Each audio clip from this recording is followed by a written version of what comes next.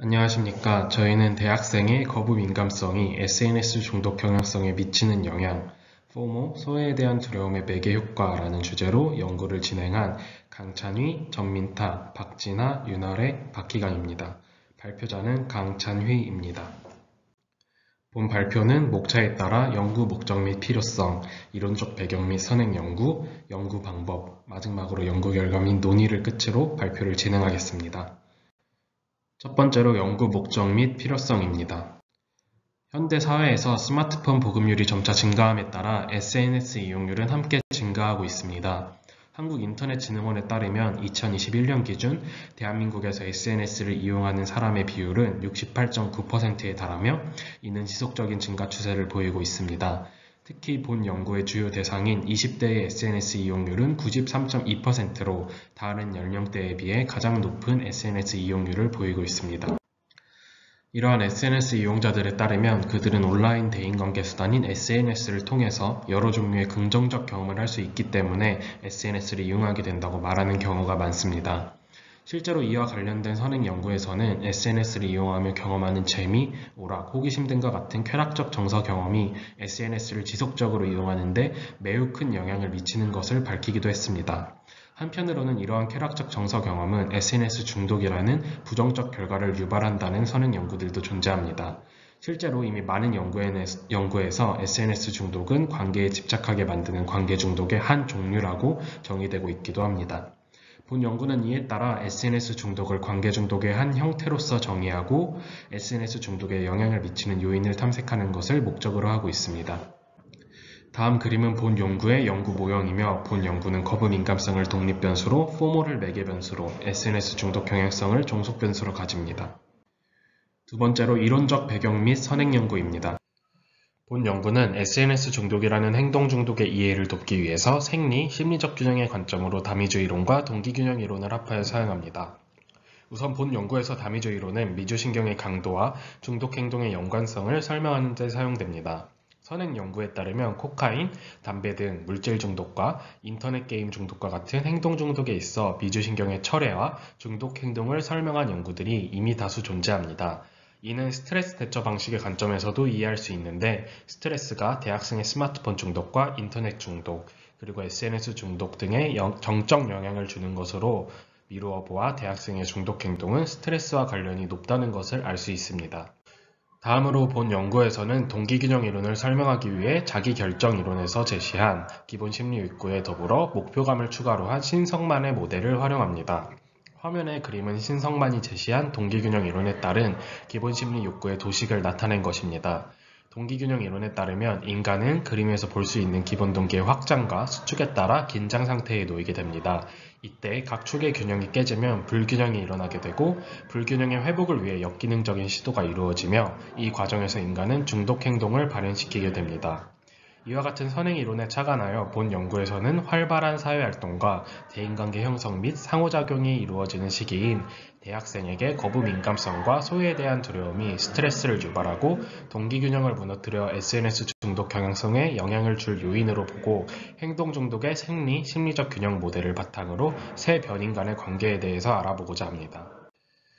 다음으로 본 연구의 변인들에 대한 설명과 선행 이론을 발표하겠습니다. 본 연구는 관계 중독의 한 형태로 SNS 중독을 정의함에 따라 본 SNS 중독에 영향을 미치는 변인으로 거부 민감성을 제시합니다.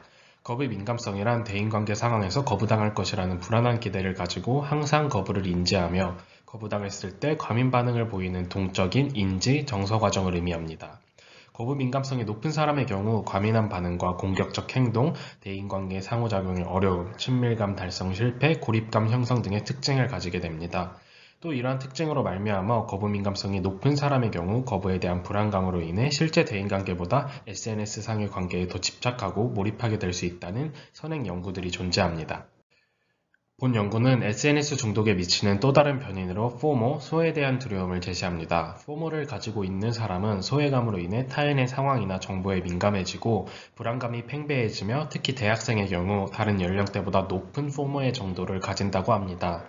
또 포모를 경험하게 되면 타인의 행동이나 상태를 따라잡지 못하고 좋은 기회를 놓친다는 불안감, 소외감, 사회적인 경험에서 빠지는 것에 대한 강박적인 걱정 등 여러 부정적인 정서를 느끼게 되고, 이러한 부정적 정서는 포모를 느끼는 사람에게 소속감에 대한 사회적 욕구를 추구하도록 만듭니다. 이는 결국 SNS 사용 및 인터넷 사용 중독에 큰 영향을 미치기 때문에 포모는 심리 욕구의 만족이 결핍된 상태에서 미디어를 활용해 이와 같은 불만족스러운 욕구를 보상하고자 하는 중독 행동에 영향을 미치는 변인이 될 수 있습니다.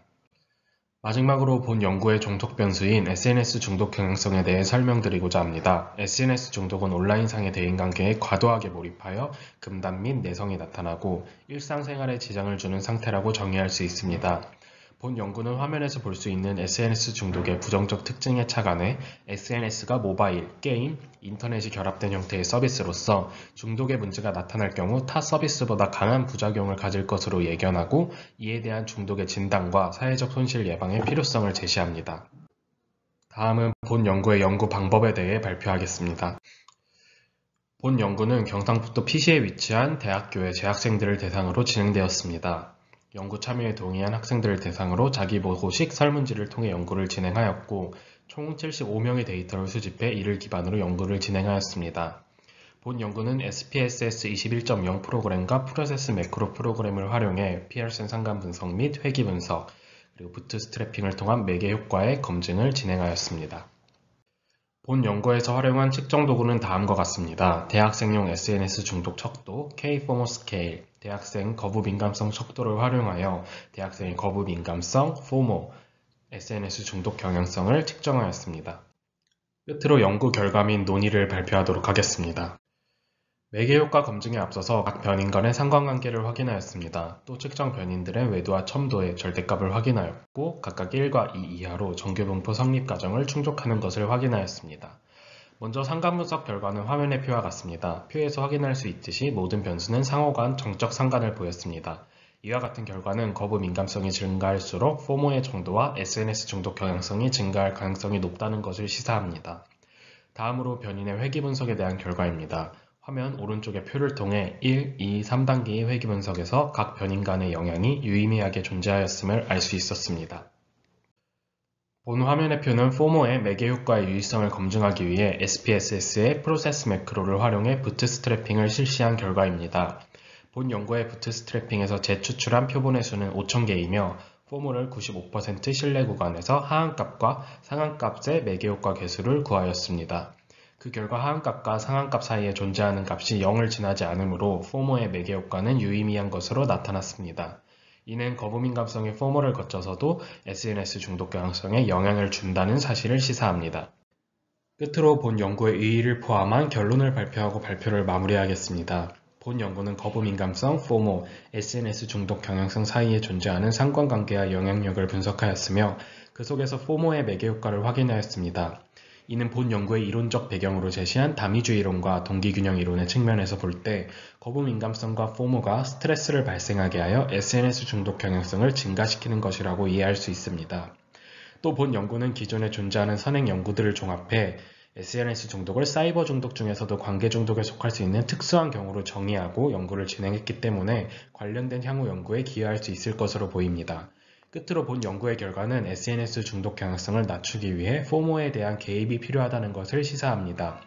이에 본 연구에서는 포모의 특징으로 인한 SNS 중독 경향성을 낮추기 위해 동기 강화 인지행동 치료를 기반으로 한 치료 프로그램을 제안합니다.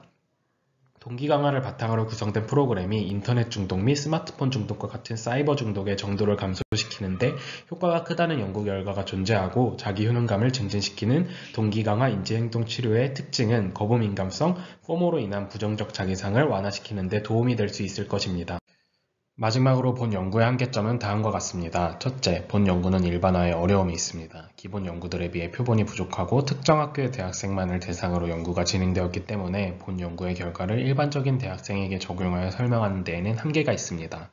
둘째, 본 연구는 SNS 중독 경향성에 미치는 요인 중 관계적 요인에 집중해 다른 요인들에 대해서는 분석하지 못하였습니다. 향후 연구에서는 관계적 요인 이외의 요인들을 분석한다면 SNS 중독 경향성에 대한 이해의 폭을 넓힐 수 있을 것입니다. 이와 같은 한계점들을 가졌음에도 본 연구는 SNS 중독 경향성이 심화되고 있는 현대사회에 치료의 방향성을 제시할 수 있다는 의미 있는 연구라고 생각합니다. 본 연구가 더욱 발전되어 향후 SNS 중독 치료에 기여할 수 있기를 기대하며 발표를 마치도록 하겠습니다. 감사합니다.